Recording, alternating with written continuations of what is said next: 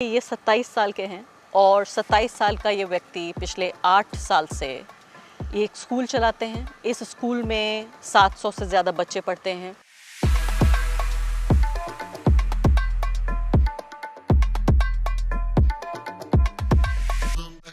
मेरे साथ ऐसे ही एक शख्स मौजूद हैं जिनको मैं हमारे वक्त का एक हीरो, नायक या चेंज मेकर कहती हूँ।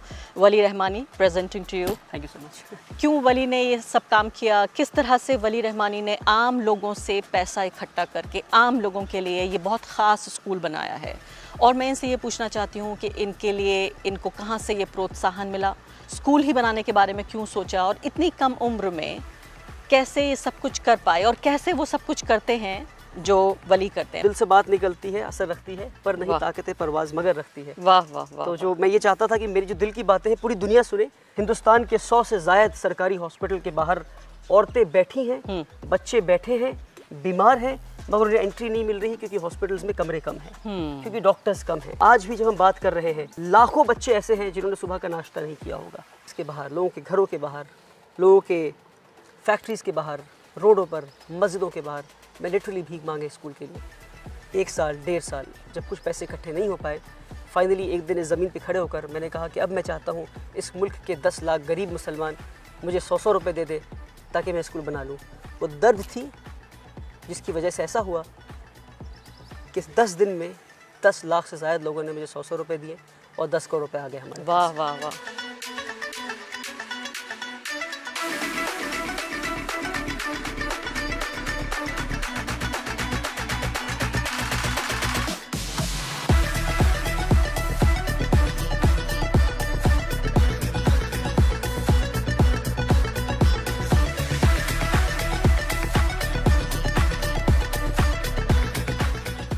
नमस्कार, इस खास पॉडकास्ट में आपका बहुत बहुत स्वागत है। मैं यहाँ पश्चिम बंगाल में मौजूद हूँ। पश्चिम बंगाल में आई थी कुछ यहाँ इलेक्शन का जायज़ा लेने के लिए, लेकिन अक्सर आप लोग मुझसे पूछते रहते हैं कि देश में जितने ख़राब हालात हैं, जितनी हिंदू मुस्लिम का डिवीज़न है, पढ़ाई लिखाई आप देखिए इस देश में कुछ हो नहीं रही है। ये गलगोटिया यूनिवर्सिटी का ये दौर है जहाँ पे कोई एक्सेलेंस नहीं है, कोई टैलेंट नहीं है, कोई हुनर नहीं है। सिर्फ सरकार के साथ और पॉलिटिकल पार्टियों के साथ गलबहियाँ कर कर तमाम जो स्कूल कॉलेज हैं वो कुछ भी प्रोड्यूस नहीं कर पा रहे हैं। सिर्फ और सिर्फ उन लोगों से, मैं कहूँगी एक तरह से, अपने लिए मौके ढूंढ रहे हैं। ऐसे में वो कौन लोग हैं जिनको हम कहते हैं हमारे चेंज मेकर्स, यानी वो लोग जो हमारे समाज में तब्दीली लाना चाहते हैं। दूसरी एक ख़ास बात, आप पूछते हैं मुझसे कि कौन है हमारे नायक, हमारे हीरोज़ कौन हैं। मेरे साथ ऐसे ही एक शख्स मौजूद हैं जिनको मैं हमारे वक्त का एक हीरो, नायक या चेंज मेकर कहती हूँ। Wali Rahmani, presenting to you. Thank you so much. Wali Rahmani, आप अंदाज़ा लगाइए कितनी उम्र होगी इनकी। मैं सोच रही थी कि ये करीब कम से कम 35-40 साल के तो होंगे। आप सोचिए कि ये 27 साल के हैं और 27 साल का ये व्यक्ति पिछले 8 साल से ये एक स्कूल चलाते हैं। इस स्कूल में 700 से ज़्यादा बच्चे पढ़ते हैं। कोलकाता की ही बिल्कुल पेरिफेरी पे ये स्कूल है, उसी की पेरिफेरी पे, उसी की मैं कहूँगी परिधि पे ये स्कूल है।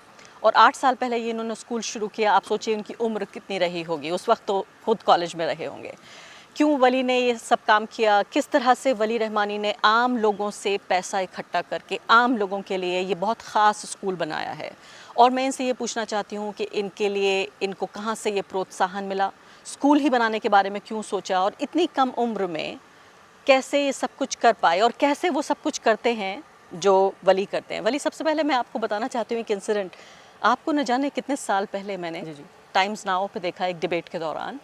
मैं आपको नहीं जानती थी, मुझे लगता है भारत में ज़्यादातर लोग आपको नहीं जानते थे। उस वक्त शायद मुश्किल से आपकी उम्र 18 साल रही होगी। बिल्कुल। और आप बड़े ही पैशन के साथ, कोई डिस्कशन हो रहा था उसको आप डिफेंड कर रहे थे, अंग्रेज़ी में बोल रहे थे और अपने आर्ग्यूमेंट्स रख रहे थे। मैंने देखा और मुझे बहुत खुशी हुई और बड़ा ही इंस्पिरेशन मुझे मिला। आप ये कब, कैसे, मुझे अपनी सबसे पहले तो ज़िंदगी के बारे में बताइए। सो बेसिकली मेरी जो I come from very humble background. मैं neither of my parents are very very educated, पर मैं अच्छी अंग्रेज़ी बोल लेता हूँ, सूट बूट पहन के थोड़ा पढ़ा लिखा दिख लेता हूँ। रीज़न बीइंग माई पेरेंट्स, कि वो अलग बात है कि उन्होंने खुद तालीम हासिल नहीं की, not that they did not want to get educated, पर क्योंकि वो बहुत ही हम्बल बैकग्राउंड से वो ताल्लुक़ रखते हैं। मतलब आप गरीब घर से, आप ये कहना चाहते हैं? मैं नहीं, मेरे parents, but I was born with a silver spoon. By the time मैं पैदा हुआ तो वालिद साहब बदल गए थे। वालिद साहब के हालात बदल गए थे, इतने पैसे कमा लिए थे that he could send me to the best schools in the city, अल्हम्दुलिल्लाह। तो वालिद साहब को तकलीफ़ थी कि वो तालीम नहीं हासिल करने की जो फ्लॉज हैं, जो ड्रॉबैक्स हैं, उनको एहसास था। इसलिए उन्होंने मुझे बेस्ट स्कूल में भेजा। और बेस्ट स्कूल में भेजने की वजह से जब मैं बेस्ट स्कूल में जाता और सारी चीज़ों को देखता तो मैं हमेशा ही सोचता था कि जितने भी बेस्ट स्कूल्स थे यहाँ पे अक्सर जो है मुसलमान माइनॉरिटी में होते थे, बहुत कम बच्चे हुआ करते थे। तो मैं सोचता था कि हमारे बच्चे कहाँ हैं, क्यों नहीं तालीम हासिल कर रहे हैं, और तालीम हासिल कर भी रहे हैं तो बेस्ट कॉलेजेस, बेस्ट यूनिवर्सिटीज़ और बेस्ट स्कूल से क्यों नहीं हासिल कर रहे। सो मैं इंडिया के बेस्ट स्कूल से मैंने तालीम हासिल की है और बेस्ट स्कूल के बेस्ट बच्चों को डिबेट्स में हराया है मैंने। मसलन धीरू भाई अंबानी स्कूल, जहाँ पे ये बड़े बड़े बॉलीवुड स्टार्स नीता अंबानी और शाहरुख खान और इनके सारे बच्चे पढ़ते हैं माशाल्लाह। इन स्कूल्स के बच्चों को मैंने अपने वक्त में क्लास जब मैं 11-12 में था तो मैंने डिबेट्स में हराए हैं, मैंने एमयूएंस में हराए हैं, मैंने इनको राउंड स्क्वायर कॉन्फ्रेंसेस में इनके साथ पार्टिसिपेट किया है। तो डिबेट में आपको इससे पहले के स्कूल के बारे में जानूं, आप एक डिबेटर रहे हैं। स्कूल क्लास 11-12 में मैं डिबेटिंग स्टार्ट किया। और मुझे बोलना पसंद था। I wanted to always take the mic and voice out my opinion. मैं अपनी राय दुनिया तक पहुंचाना चाहता था। मेरे दिल में जो बातें हैं वो दिल में रहे, ये मुझसे बर्दाश्त नहीं। जो मेरी बातें हैं वो दिलों तक पहुंचे। तो जो दिल से बात निकलती है असर रखती है, पर नहीं ताकते परवाज मगर रखती है। वाह वाह वाह। तो जो मैं ये चाहता था कि मेरी जो दिल की बातें हैं पूरी दुनिया सुने। अल्हम्दुलिल्लाह मुझे लगता है कि पूरी क्या दुनिया है तो आपके दिल की बात? मेरे दिल की बात यह है कि सबसे बड़ी बात तो यह है कि मुझसे गरीबी देखी नहीं जाती है। और आज भी जब हम बात कर रहे हैं, और दिल में कई बातें हैं, मगर सबसे जो पेनफुल बात मेरे दिल की वो ये है कि आज भी while we are talking right now, आज भी इस वक्त मैं कह रहा हूँ, हिंदुस्तान के 100 से ज़ायद सरकारी हॉस्पिटल के बाहर औरतें बैठी हैं, बच्चे बैठे हैं, बीमार हैं, मगर उन्हें एंट्री नहीं मिल रही क्योंकि हॉस्पिटल्स में कमरे कम हैं, क्योंकि डॉक्टर्स कम हैं। आज भी जब हम बात कर रहे हैं, लाखों बच्चे ऐसे हैं जिन्होंने सुबह का नाश्ता नहीं किया होगा।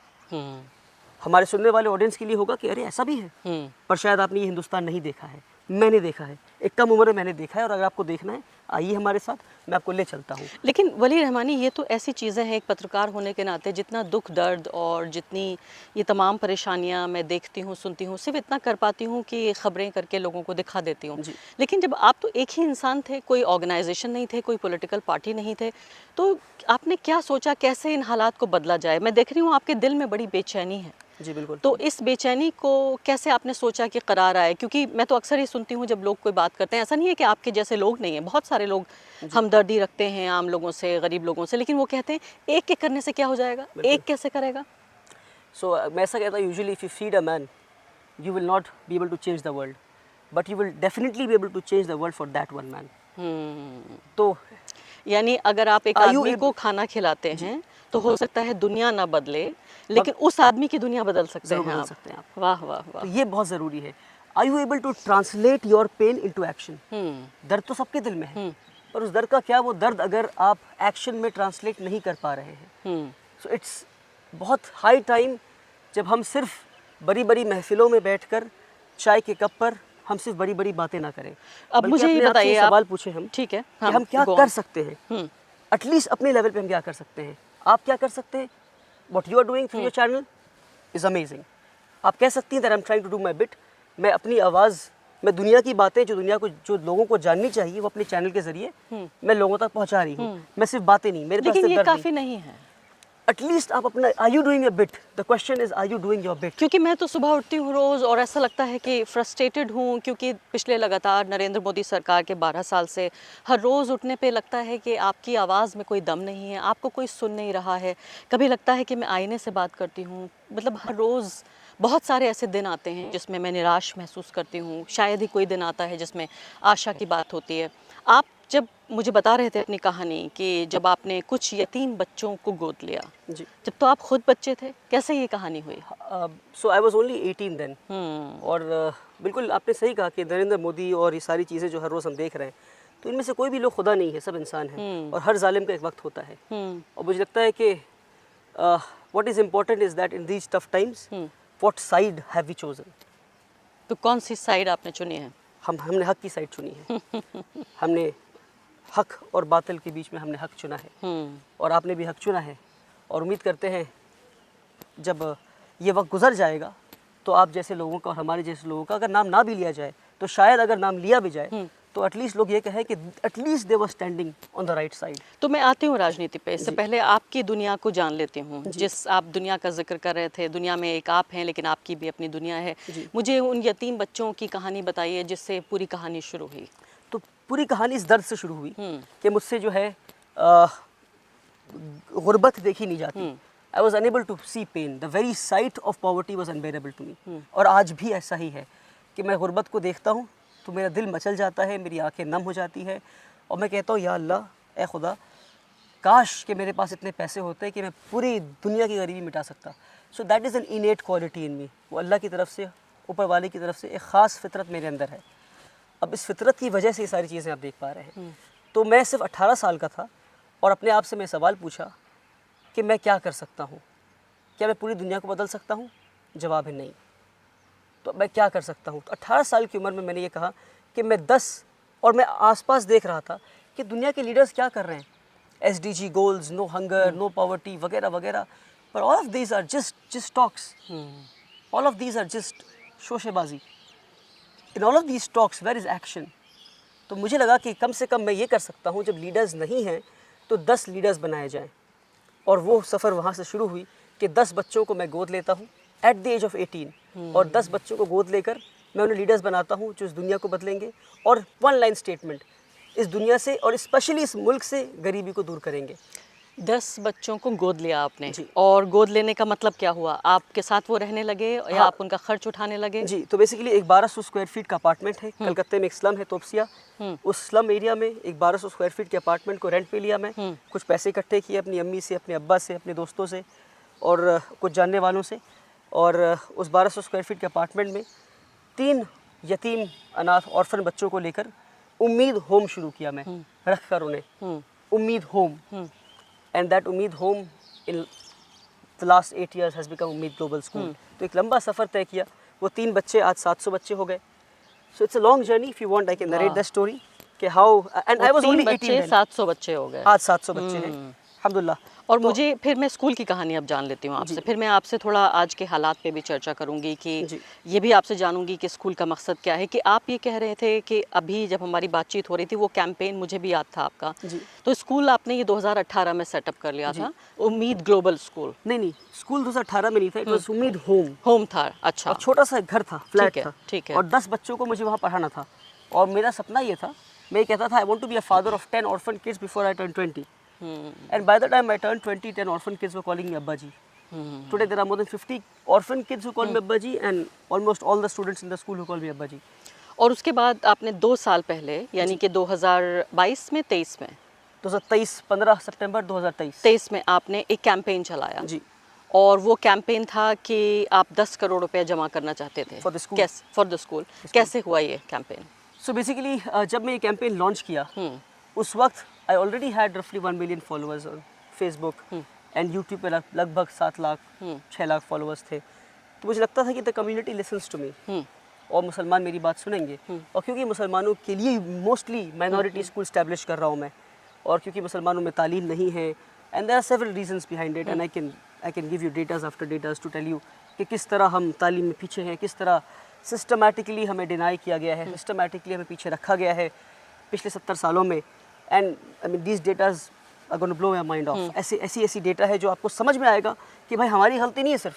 तो बताइए कुछ, हमें रखा गया है। 2-4 बातें तो बताइए। मसलन पहले मैं आपको ये समझाता हूँ कि वेस्ट बंगाल जिस स्टेट में हम हैं, वेस्ट बंगाल में on an average her district में, हर जोन में जहाँ 10,000 की पॉपुलेशन है, हर 10,000 लोगों पर एवरेज 5 स्कूल है।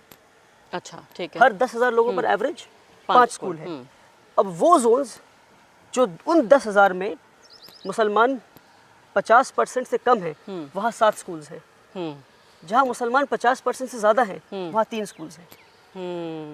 तो ये कैसे होता है? ये गवर्नमेंट स्कूल्स की बात कर रहा हूँ मैं। तो गवर्नमेंट अगर चाहकर ऐसा नहीं कर रहा है तो क्या कर रहा है? एक एग्जांपल मैं आपको बताया कि सिस्टमैटिकली किस तरह से, और एवरी स्टेट। और वली मुझे तो हैरानी ये हो रही है कि ये तो कोई यहाँ भाजपा भी नहीं है, यहाँ तो कोई मोदी नहीं है, तो दाखिल नहीं हुए कभी मोदी। पहले तथाकथित रूप से मुसलमानों के बड़े हमदर्दी रखने वाले वाम दलों की सरकार हुआ करती थी 30-35 साल, ममता बनर्जी हैं, उसके अलावा 15 साल, उससे पहले कांग्रेस भी हुआ करती थी। तो यहाँ तो कभी अगर हम मान लें, इल्ज़ाम भी देना चाहें, तो यहाँ तो हमेशा सेक्युलर पार्टियाँ रही हैं। सेक्युलर पार्टी मुसलमानों को हमेशा से वोट के लिए इस्तेमाल करती हुई आई है, और ये बात आप मान लीजिए। ऐसा नहीं कि सेक्युलर पार्टी चाहती है कि मुसलमान अच्छे हो जाएं। सेक्युलर पार्टी चाहती है कि मुसलमान उन्हें वोट देते रहें, और मुसलमानों को जो एक बेर मिनिमम एक्सपेक्टेशन, बल्कि जो ड्यूटी है गवर्नमेंट की, एक वेलफेयर स्टेट की, कि मुसलमानों को प्रोटेक्शन देना, माइनॉरिटीज़ को प्रोटेक्शन देना, तो प्रोटेक्शन देना कोई बहुत बड़ा एहसान नहीं है एक मुल्क में। तो उसको उन्होंने समझा कि बस हम बीजेपी नहीं हैं, मतलब हम at least we not behaving like BJP. यानी कि आप नमाज रोज़ा पढ़ते रहिए, उसमें हमें कोई दिक्कत नहीं है, बाकी आपको तालीम नहीं देंगे, नौकरी नहीं देंगे, सर पे छत नहीं होगी, आपको ये सब मांगने की जरूरत नहीं है, आपको जीने देंगे। आप बीफ खाते रहिए, खुश रहिए। हाँ, और जीने देंगे आपको, और खुश रहिए। वो भी हर स्टेट में नहीं, हर स्टेट में, वो भी हर स्टेट वेस्ट बंगाल में आप अगर वेस्ट बंगाल कैसा हाल है, तो उन स्टेट्स में जहाँ बीजेपी है वहाँ पे कैसा हाल होगा आप सोच सकते हैं। वहाँ पे कैसा हाल होगा आप सोच सकते हैं। मुझे उस जादू के बारे में बताइए जो आपने 10 दिन के अंदर क्रिएट किया, कैसे फंड इकट्ठा हुआ?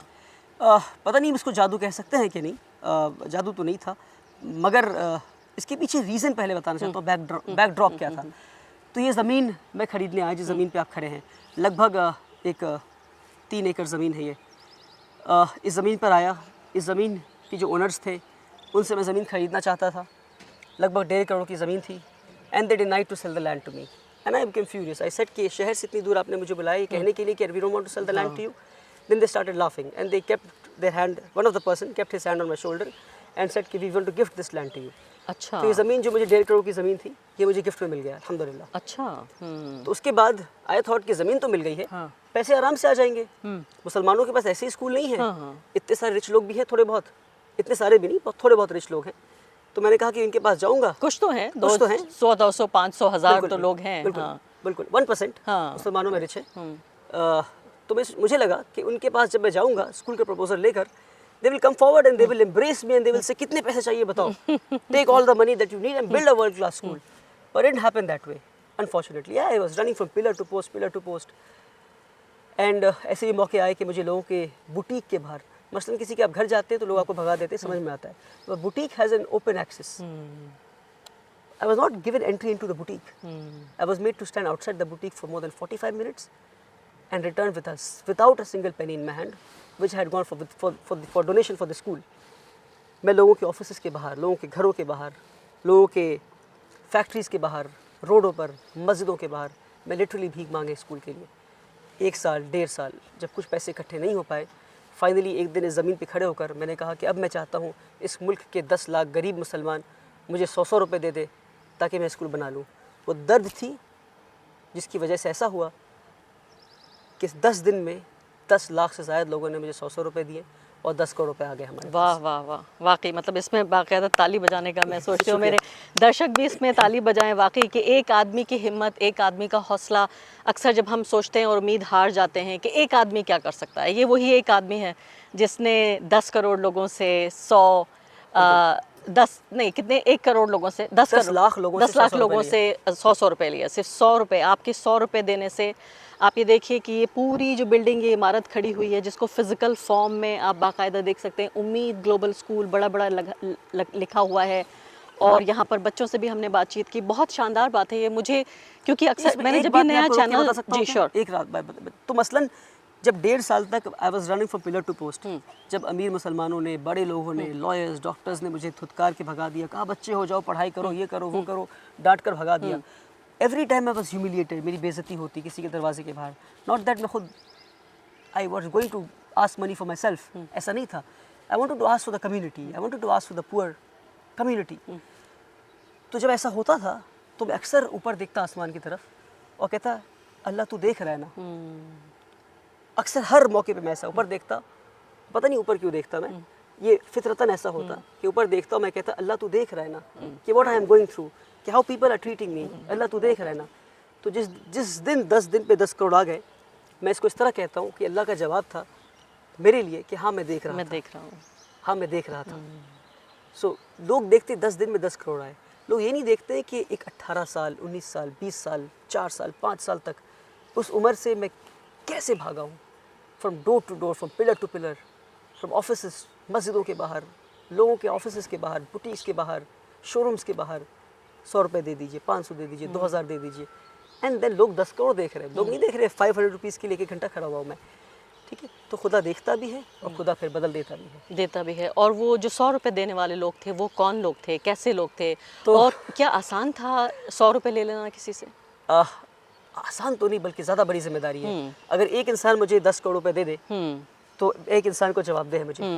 10 लाख लोगों ने मुझे 10 करोड़ रुपए दिए, 100 रुपए। I am answerable to 10 lakh people now. और ऐसा भी हुआ 10 करोड़ जब वो रेज हो गए थे, मैं रोड पे चल रहा हूँ और एक रिक्शा वाला रिक्शा पुल कर रहा है, उसने कहा अरे वली भाई मैंने भी 100 रुपए दिए। 100 रुपये दिए, वाह वाह वाह। फिर एक मेरे दोस्त हैं आदिल अजीज सिद्दीकी, औरंगाबाद के, वो औरंगाबाद से यहाँ हमारे स्कूल आए, तो आते ही पहले मुझसे उन्होंने हाथ मिलाया और फिर कहा पहले आपने 100 रुपये ले लीजिए। मैंने कहा कि भाई ये 100 रुपये आप क्यों दे रहे हैं, आपने तो ट्रांसफर कर दीजिए ऑनलाइन। तो ही सेड नहीं, when I was packing my bag I was telling my wife कि मैं वली से मिलने जा रहा हूँ। तो जो मेरे घर में डोमेस्टिक हेल्प है वो झाड़ू लगा रही थी, शी सेड वो कलकत्ते वाले वली रहमानी। तो आई सेड हाँ। तो शी सेड मैं 100 रुपये नहीं दे पाई अब तक क्योंकि मेरे पास फ़ोन पे नहीं है, तो मेरे 100 रुपये दे दीजिए, उन्हें पहुँचा दीजिएगा। And I got so emotional कि औरंगाबाद में एक घर में झाड़ू देने वाली औरत ने मेरी वीडियो को देखा और उन्होंने जब सुना कि वो मेरे दोस्त कलकत्ता आ रहे हैं तो उन्हें 100 रुपये दिया, कहा कि मेरा 100 रुपये पहुँचा दीजिए। तो मैं ये कहता हूँ कि ये हार्ड अर्नड गरीबों के पसीनों पे खून के कमाए हुए पैसों से बनी हुई ये बिल्डिंग है, और इसीलिए इतनी खूबसूरत भी है ये, क्योंकि ये गरीबों का सुकून भी है। हाँ, बहुत अच्छा ये लग रहा है, क्योंकि मैं तो अक्सर, आप मेरी दुनिया जानते भी हैं नहीं भी जानते हैं, मेरी दुनिया कुछ ऐसी है जिसमें मैं सुबह उठती हूँ और देखती हूँ कि आज किस गरीब को परेशान किया जा रहा है, आज किस मज़दूर को पीटा गया, आज किस मुसलमान की लिंचिंग हुई, आज किस औरत की, दलित औरत की ख़ासकर उसकी आबरू उतारी गई, उसके साथ सेक्सुअल वायलेंस हुआ। ये मेरी दुनिया है और यही उठते ही मेरे अखबार में भी यही छपा होता है, फिर मुझे लोगों को यही चीज़ें बतानी होती हैं। और आज ये बहुत अलग और बड़ा नायाब सा दिन है कि मैं एक ऐसी जगह पर आ गई हूँ जिसको आप उम्मीद हाउस कह रहे थे, उम्मीद होम कह रहे थे। कहते थे। मेरे लिए ये उम्मीद होम ही है। हाँ, आज भी उम्मीद होम है, बिल्कुल। मुझे बहुत उम्मीद यहाँ आके मिली है। और जब मैंने ये चैनल शुरू किया था वली साहब, इसको 5-6 महीने हुए हैं सिर्फ, और तब मैंने कहा था कि मैं करना चाहती हूँ जर्नलिज्म ऑफ होप, उम्मीद की पत्रकारिता। तो मैंने कहा था कि पत्रकारिता, ईमान और उम्मीद के नाम, ये टैगलाइन है चैनल की। आपके पास ईमान भी है और आपके पास उम्मीद भी है। मुझे लगता है कि मैंने शायद आप कैसे जैसे लोगों को ही शोकेस करने के लिए, उनको आम लोगों तक पहुंचाने के लिए, उनको इंस्पिरेशन देने के लिए इस चैनल की शुरुआत की है। जब आप मीडिया को देखते हैं और मीडिया किस तरह से दुनिया को देख रहा है, और किस तरह से नरेंद्र मोदी के काल में मीडिया का जो पूरा पतन हम देख रहे हैं, collapse of the main stream media, कैसे देखते हैं आप? और जब उसमें फिर ये एक स्कूल खड़ा होता है जिसका नाम है, और ये मुस्लिम स्कूल है, क्या हम इसे ये बोलेंगे? माइनॉरिटी स्कूल कह सकते हैं, Muslim minority school. Article 30 of the Indian constitution gives us the right to establish minority schools. उस राइट के तहत हमने माइनॉरिटी स्कूल कायम किया है, जिस स्कूल में हम मुस्लिम कल्चर को बचाते हुए, मुस्लिम स्टेटस को बचाते हुए मुसलमानों को तालीम देंगे और हर धर्म के बच्चों को तालीम देंगे जो यहाँ आकर पढ़ना चाहते हैं और हमसे फ़ायदा उठाना चाहते हैं। लड़कियाँ कितनी हैं, लड़के कितने हैं? 30-70 रेशियो है बच्चे और बच्चियों के। मगर मैं ये चाहता हूँ, और क्योंकि मैं as an educationist point of view अगर आप मुझसे पूछेंगे तो मैं तो चाहता हूँ कि इसे ऑल गर्ल्स स्कूल बना दूँ, क्योंकि जैसा रिस्पॉन्स और जैसी डिसिप्लिन और जैसी प्यारी हमारी बच्चियाँ हैं, boys give us tough time, but not the girls. Girls, it's easy to educate them. उनके बड़े ख्वाब हैं, उनके बड़े अरमान हैं, और हमें दिखता है कि वो बच्चियों को अगर तालीम हासिल करने का मौका दिया जाए तो सिर्फ बच्चियाँ ही इस मुल्क के मुस्तकबिल को बदल सकती हैं। सिर्फ उन्हें तालीम दे दे तो बदल देंगी वो, अगर सिर्फ बच्चों को तालीम दे दे तो वो हमारे मुल्क के मुस्तकबिल को बदल सकती है। तो एक तरफ वो लोग हैं, वो बच्चे हैं जिनके जहर भरा जा रहा है, जिनके दिलो दिमाग में, जो मुस्लिम बच्चों से कहते हैं दिल्ली के स्कूलों में, उत्तर प्रदेश के स्कूलों में कि तुम तो पाकिस्तानी हो, तुम तो आतंकवादी हो। अब उसके जवाब में आपने ये माइनॉरिटी स्कूल खड़ा कर दिया है। तो ये एक तरह का आइलैंड है क्या? ये मैं ये भी तो समझ रही हूँ कि आपके बच्चे जब बाहर निकलेंगे और असली दुनिया को फेस करेंगे तो उन्हें बड़ा झटका लगेगा, बड़ा हार्ट ब्रेक होगा। नहीं, ऐसा आपको ऐसा लग रहा है इसलिए क्योंकि अगर आप हमारे बच्चों से बैठकर बात करेंगे तो तो आपको एहसास होगा कि हमारे स्कूल में नॉन मुस्लिम बच्चे भी कई हैं। मसलन बहुत कम है इस वक्त, मगर हम चाहते हैं कि नॉन मुस्लिम बच्चे भी आ जाएं। पर हम नहीं चाहते कि एक आइलैंड बन के रहे, एक बबल बन के रहे, जहाँ बच्चों को नहीं पता है कि दुनिया में क्या हो रहा है। जिसके लिए हम नॉन मुस्लिम बच्चों से बच्चों को मिलाते हैं। नॉन मुस्लिम बच्चे हम चाहते हैं यहाँ पे आके हमारे साथ पढ़ें, और एक ऐसे हमारा स्कूल का कल्चर जो है वो इंडिया के कल्चर से मुख्तलिफ ना हो। हमारा स्कूल का कल्चर और इंडिया कल्चर एक जैसा दिखे। बिल्कुल, हम ये चाहते हैं, और ऐसा ही है। हमारे बच्चों से अगर बात करेंगे तो उन्हें पता है कि मुल्क में कितनी नफरत है, उन्हें भी दर्द है, और वो चाहते हैं उस नफरत को दूर करें। क्यों? क्योंकि वो न्यूज़ पढ़ते हैं। और हमारे जब बच्चों से बात करेंगे तो आपको एहसास होगा कि हमारे बच्चे न्यूज़ पढ़ते हैं। उन्हें पता है कि स्टेट में क्या हो रहा है, उन्हें पता है मुल्क में क्या हो रहा है, उन्हें पता है कि इंटरनेशनली डोनाल्ड ट्रंप आज क्या कर रहा है। हमारे बच्चों को इन बातों का इल्म है। ऐसा नहीं है कि कोई बबल में जी रहे हैं। ऐसा नहीं कि उन्हें चार दीवारी उन्हें बंद कर दिया, उन्हें पता नहीं कि दुनिया में क्या हो रहा है। तो अब आखिरी कुछ सवालों पे मैं आ जाती हूँ। उसमें सबसे पहले ये है कि जो आज की तारीख में है सबसे परसिक्यूटेड, सबसे सताया हुआ जो समुदाय है वो मुस्लिम समुदाय है। मुझे ये कहने में बिल्कुल झिझक नहीं है। हाँ, ईसाइयों को भी सताया जाता है, दलितों को भी परेशान किया जा रहा है, मजदूर किसान वो भी निशाने पर हैं, लेकिन जो एक दुश्मन, एक नेशनल एनिमी के तौर पे जिसको प्रोजेक्ट किया गया है वो है हिंदुस्तान के मुसलमान। ऐसे में क्या आप ये चाहते हैं कि ये स्कूल बड़ा हो और फिर एक यूनिवर्सिटी बने और एक कॉलेज और फिर यूनिवर्सिटी बन जाए? क्या सर सैयद अहमद ख़ान से कोई आप इंस्पिरेशन लेते हैं? नहीं, बिल्कुल सर सैयद अहमद ख़ान हम सब के इंस्पिरेशन है, मगर मैं नहीं चाहता मैं स्कूल यूनिवर्सिटी बने। अच्छा। I am against the concept of establishing universities and schools at the moment. Okay. Why? There are hundreds of colleges and universities जहाँ पे कुर्सियाँ खाली हैं, पर मुसलमान बच्चे उन कुर्सियों तक पहुँच नहीं पा रहे हैं। Unfortunately even in AMU there are several faculties, there are several ऐसे कई शोबे हैं जहाँ पे कुर्सियाँ नहीं भर रही हैं। And on a very very honest note, तो आज क्या ज़रूरत है? आज ज़रूरत है कि हम प्राइमरी एजुकेशन दें। फीडर स्कूलों की ज़रूरत, फीडर स्कूलों की ज़रूरत है। अगर हम कॉलेज बना भी लेते हैं, are we going to be able to make a college something like IIT, something like AIIMS, something like IIMs? हम नहीं बना सकते। Something like ISB, something like IIT, something like IISER, NISER नहीं बना सकते हम। तो बड़ी आप शानदार बात कह रहे हैं, और शायद ये हमारे दर्शकों के लिए एक तरह से आंखें खोलने का एक काम भी करेगा कि हमें कॉलेज से ज़्यादा, हायर एजुकेशन से ज़्यादा हमें जो स्कूल एजुकेशन है उस पर फोकस करना है इस वक्त। और शायद फिर अगली नस्ल जो ये बच्चे इस स्कूल से पढ़कर जाएंगे, they will make an IIT, they will make a college better than IIT, because they have got a world class education. तो क्या ये जैसे माना माइनॉरिटी स्कूल है, इसमें बड़ी तादाद आप बता रहे हैं मेजॉरिटी मुसलमानों की है, क्या कोई मॉडल मुस्लिम बनाने की आप कोशिश कर रहे हैं? कोई ढांचा है आपके पास? ये बिल्कुल एक मॉडल ह्यूमन बीइंग बनाने की कोशिश कर रहे हैं हम। इंसान, आज दुनिया को किसी की ज़रूरत नहीं, सिर्फ इंसानों की ज़रूरत है। आज चलता हुआ आपको इंसान दिखता है, मगर उसके अंदर है हैवान। आप सिर्फ गूगल करके देखें, सिर्फ गूगल करें आप कि सास को, सिर्फ इतना लिखें सास को, तो पता है रिजल्ट्स क्या आएंगे? सास को जहर कैसे दिया जाए, सास को मारा कैसे जाए, सास को ये कैसे किया जाए। आप लिखे पति को जादू कैसे किया जाए, पति को अपने वश में कैसे किया जाए, पत्नी को मारा कैसे जाए, पत्नी को बेवकूफ़ कैसे बनाया जाए। सर्च कर रहे हैं लोग ये। आप सिर्फ गूगल करें, search engine will give you results, these results. So there is so much distrust in the society. आज इंसान का ढांचा तो है, पर इंसान अंदर नहीं है, अंदर हैवान है। तो और आप सारे एजुकेशन सिस्टम एक मॉडल हिंदू या मुसलमान बनने से पहले आप एक अच्छा इंसान अपने स्कूल में बनाना चाहते हैं। अच्छा इंसान बन जाए। हम बच्चों को कुरान पढ़ाकर अच्छा इंसान बनाना चाहते हैं, दीनियात पढ़ाकर चलाना चाहते हैं। आप हमारे पास आएँ, हम आपको बिना कुरान के, अगर नॉन मुस्लिम बच्चा आता है, नॉट नेसेसरली कि कुरान के ज़रिए बनेंगे आप, बिना कुरान के अच्छा इंसान बनेंगे आप। हम चाहते हैं कि दुनिया को अच्छे इंसान दे दें हम। अब जिस तरह की जो हेट पॉलिटिक्स है, जैसे मैंने कहा, इतनी परसिक्यूटेड ये पूरी कौम बन चुकी है, ऐसे में एक माइनॉरिटी स्कूल या मुस्लिम स्कूल और आपके जैसे लोग, क्या उम्मीद आप दे रहे हैं? क्या सब कुछ ख़त्म हो चुका है हिंदुस्तान में? क्या जो मुसलमानों का जो भविष्य है, जो उनका फ्यूचर है, उसे कैसे देखते हैं? वो क्या अंधेरे में है ये फ्यूचर, या इसमें कोई चिराग है, कोई रोशनी है? मैं इसको इस तरह देखता हूँ कि these are not the worst times on the Muslims. Not the worst time. सबसे बुरा वक्त नहीं है ये। सबसे बुरा वक्त तो नहीं है बिल्कुल भी। सबसे बुरा वक्त वो था जब इराक़ में मंगोल्स ने मुसलमानों को अटैक किया था। फिर अगर आप हिस्ट्री पढ़ेंगे तो आप देखेंगे कि उससे बुरा वक्त मुसलमानों पे आज तक नहीं आया है। फिर उस वक्त से लेकर उसकी हिस्ट्री की बैकड्रॉप ये है कि the same Mongols who killed, butchered, massacred, raped, looted the Muslims ultimately became Muslims. So these are not the worst times. These are not the worst times. Even in these times, we still have hope. We still have time in hand.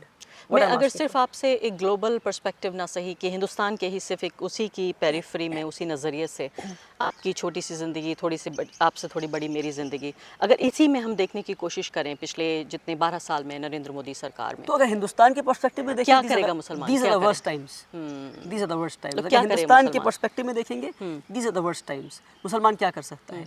मुसलमान number 1 अपने दिल में इतनी मोहब्बत भर ले, इतनी मोहब्बत भर ले जो ऑलरेडी है मुसलमानों के दिल में। अगर आप एक मुसलमानों से जाकर पूछेंगे, अगर मसलन यूजुअली क्या होता है, द वॉट अबाउटरी गैंग, 10 इंस्टेंसेस ऐसे हुए कि मॉब लिंचिंग के, 10 मुसलमानों को मॉब लिंच करके मारा गया, सब खामोश। एक मुसलमान ने किसी एक जगह जाकर किसी एक छोटी सी कमी कर दी, चोरी कर लिया, तो फिर वो वॉट अबाउटरी गैंग आ जाएगा, देखो मुसलमानों ने ये किया, what about Muslims, what about Muslims. पर जो समझने वाली बात है कि मुसलमानों के ऊपर there is no Muslim body sitting to give them impunity. कोई मुसलमान की लीडरशिप बॉडी ये नहीं कह रही है कि हिंदुओं से नफरत करो, ये नहीं कह रही हिंदुओं को मारो। मसलन किसी एक मुसलमान ने नफरत कर लिया, विच इज 0.1%, पर 99.9% मुसलमान इस मुल्क का हिंदुओं से मोहब्बत करता है। और मैं ये चाहता हूँ कि उस मोहब्बत को जितना बढ़ाया जाए, और मैं ये मानता हूँ अ perfume in a bottle cannot be felt unless it is spread. In the same manner love in the heart cannot be felt unless expressed. वाह क्या बात है। सो मैं ये मानता हूँ कि मुसलमानों को उस मोहब्बत को जाहिर करना होगा। कैसे? आप उनके फेस्टिवल्स पे जाइए, उनके साथ रिश्ता कायम कीजिए, उनके साथ उनके फेस्टिवल्स पे आप खाना बांटिए, उनको हेल्प कीजिए, उनके साथ आप कंधे से कंधा मिलाकर उनको हेल्प कीजिए। मसलन ये स्कूल खोला हूँ मैं ओपन दावत दे रहा हूँ कि मैं चाहता हूँ कि यहाँ पे ज़्यादा से ज़्यादा हिंदू बच्चों को मैं पढ़ाऊँ। मैं हिंदू बच्चे आए, क्रिश्चियन बच्चे आए, मैं 10,000 बच्चे यहाँ पढ़ाना चाहता हूँ। I want to teach non Muslim kids. यहाँ आसपास के गांव हैं, मैं मुसलसल जाके एक बच्चों से कहता हूँ कि आइए हमारे पास, we have the best teachers, come take tuition from us. उनको सो आप अच्छे हॉस्पिटल्स कायम कीजिए और हिंदुओं के इलाज कीजिए, आप अच्छे स्कूल्स बनाइए, आप हिंदुओं को तालीम दीजिए। आप एक तरफ वो ताकतें हैं जो कहती रहेंगी मुसलमान तुम्हारा दुश्मन, मुसलमान तुम्हारा दुश्मन, मुसलमान तुम्हारा दुश्मन। दूसरी तरफ एक ऐसी ताकत खड़ी हो जाए जो ये कहे कि तुम्हें इलाज चाहिए, हमारे पास आओ, तुम्हें घर चाहिए, हमारे पास आओ, तुम्हें शरण चाहिए, हमारे पास आओ, तुम्हें तालीम चाहिए, हमारे पास आओ, और सबसे बढ़कर तुम्हें मोहब्बत चाहिए, वो तो हम हैं। क्या बात है, हमारे वाह, पास बहुत अच्छा लगा मुझे सुनकर। बहुत बहुत शुक्रिया आपका। जैसे मैंने कहा कि उम्मीद होम है मेरे लिए, उम्मीद ग्लोबल स्कूल, और इसी उम्मीद के साथ और मैं और आप देखिए जो कोलैबोरेशन की पूरी दुनिया है, और मुझे लगता है अगर आपने और मैंने कोलैबोरेट कर लिया बिल्कुल, तो हम फ्री मीडिया के लिए और आज़ाद पत्रकारिता के लिए बहुत कुछ कर सकते हैं। और आज़ाद जो पत्रकारिता, आज़ाद जो सहाफ़त है, वही हमारी डेमोक्रेसी की एक जड़ है, एक रूह है, उसके बिना कुछ भी नहीं है। बहुत बहुत शुक्रिया वली रहमानी साहब, आपने हमसे बातचीत की। Thank you so much, pleasure talking to you. बहुत खुशी हुई आपसे बात करके।